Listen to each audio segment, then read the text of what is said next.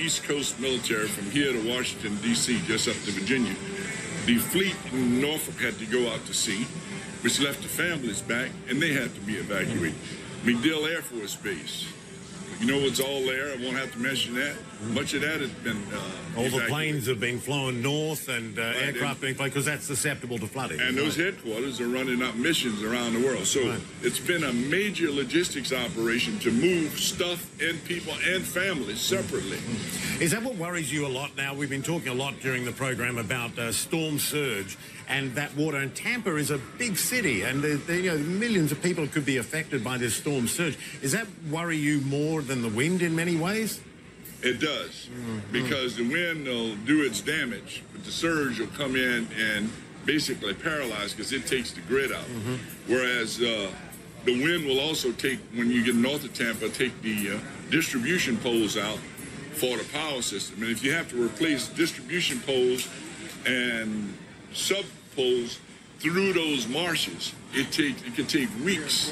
And that's why you heard earlier the FEMA director talking about the enormity of that task. But there are a lot of people. I was in Shreveport, Louisiana today on Highway 20, and there were trucks headed to Florida coming into the region. So they're mobilizing.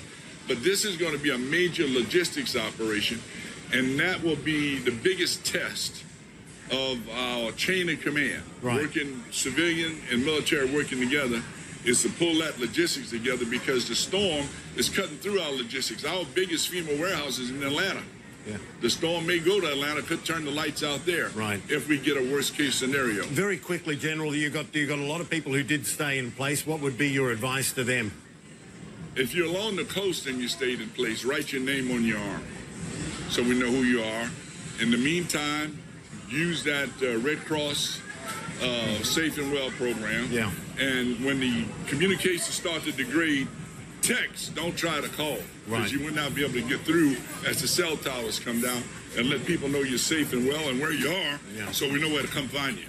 General Russell Honore, always a pleasure. Thank you so much. A man who knows natural disasters well, having dealt with Hurricane Katrina. All right, we're going to take a short break here on the program. When we come back, some Caribbean islands finally seeing all of Irma's destruction. We're going to take a look at the devastating damage when we come back. Also, millions of children at risk from Hurricane Irma after the will move up into these areas, and it'll be even greater than anyone expected. That's if it takes that track. I'm more concerned that after Irma moves north of Tampa, because then what we're going to find is the winds coming around on the backside will come in from the west, northwest.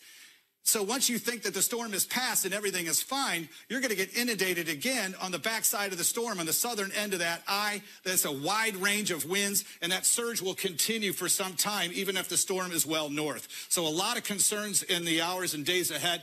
Again, as we continue to monitor this, we're still waiting on a northerly turn, because until that happens, there's not a whole lot that we can do as far as pinpointing a landfall. Again, the National Hurricane Center, these are the best of the world. The men and women who work here are the best in the world. So we will see what the models do. We will see if there's more of a shift westward. There is no best case scenario here, because even people in the southeast and areas of Miami up toward Boca Raton, if you think that you're in the clear here, unfortunately, our tornado watches will start increasing off toward areas of the north and northeast. And it'll continue that way all the way on the Carolina coast. Anderson. Yeah. Tom, I really appreciate that. Yeah, Key West is now reporting, Anderson, our very first hurricane wind gusts at 74 miles per hour. Anything at 74 miles per hour or greater is hurricane strength, so it's begun.